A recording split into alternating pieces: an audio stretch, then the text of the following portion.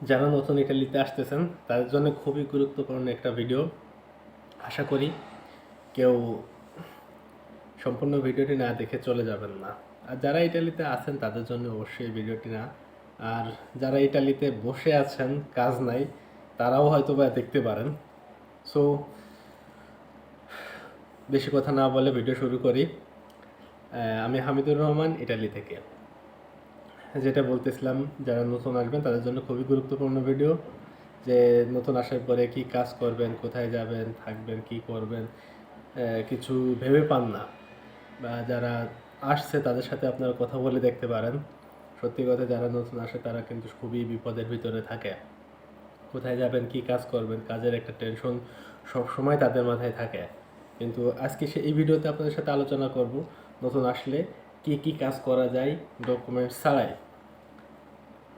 এখানে মূলত আমাদের বাংলাদেশিদের টার্গেট বা বিভিন্ন দেশের টার্গেটই থাকে যে ইটালিতে আসবো, আসার পরে বড় শহরে থাকবো, যেমন রোম, ভেনিস, মিলান, হ্যাঁ, এসব শহরে থাকবো, খুব সুন্দর পরিবেশ।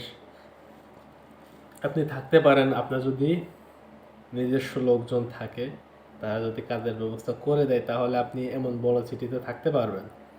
কিন্তু যাদের কেউ নাই, তারা কিন্তু এই বড় সিটিতে এসে থাকতে পারবেন না, কষ্ট হয়ে যাবেন।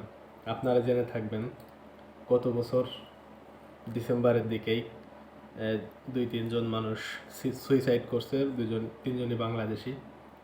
কাজ নাই, ফ্যামিলি প্রেশার, নতুন আসছে, কি করবে বুঝতে পারে নাই, পরে সুইসাইড করে মারা গেছে।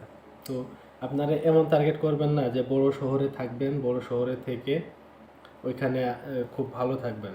প্রথম প্রথম এসে আপনার যতদিন কাগজপত্র সম্পূর্ণ না হয় একটু চলে আসবেন, নেপোলির দিকে চলে আসতে পারেন, বা যে কোনো শহরের গ্রামের সাইডে চলে যাবেন।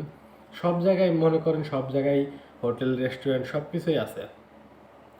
আপনি যদি একটু গ্রামের সাইডে, একটু সাইডে চলে যান, তাহলে দেখা গেছে গার্মেন্টসের কাজ পাবেন। গ্রামের দিকে রেস্টুরেন্টের কাজে তেমন ডকুমেন্টসের প্রয়োজন হয় না। আপনি রেস্টুরেন্টেও কাজ করতে পারবেন, হয়তো বা অল্প ইনকাম করবেন, কিন্তু আপনার দেশের থেকে টাকা এনে চলা লাগবে না। যেমন রেস্টুরেন্টে, নেপালের দিকে অনেক রেস্টুরেন্টে আছে গ্রামের দিকে, ওইখানে ডকুমেন্টস লাগে না। কম বেশি 800, 900, 1000 ইউরো বেতন দেয়। মিনিমাম 900, 1000 তো দেয়। উপরে যা থাকে এটা আপনার ভাগ্য, রিজিকের ব্যাপার। 1000 ইউরো যদি পান, আপনার থাকা খাওয়া নেপালিতে সর্বোচ্চ 300 ইউরো যাবে। তাহলে কি দেখা যাচ্ছে 700 ইউরো থাকবে। হাত খরচ যদি যায় আরও 200, 500 ইউরো, 500 ইউরো আপনি দেশে পাঠাইতে পারলেও দেখা যাচ্ছে আপনি 70-80 হাজার টাকা মিনিমাম দেশে পাঠাইতে পারবেন। যাই হোক, আপনাদেরকে বোঝানোর চেষ্টা করলাম। যদি ভিডিওটি ভালো লেগে থাকে অবশ্যই একটা লাইক দেবেন। আর এই ধরনের ভিডিও পেতে অবশ্যই আমার চ্যানেলটি সাবস্ক্রাইব করে বেল আইকনটি বাজিয়ে রাখবেন। আর কোন কোন বিষয়ে জানতে চান সেগুলো কমেন্ট করবেন, অবশ্যই আমি জানার চেষ্টা করব। তো সবাই ভালো থাকবেন, সুস্থ থাকবেন। আল্লাহ তাআলা আপনার সবাইকে ভালো রাখুক, সুস্থ রাখুক, সে কামনা করে আজকে আমরা বিদায় নিচ্ছি। আল্লাহ হাফেজ।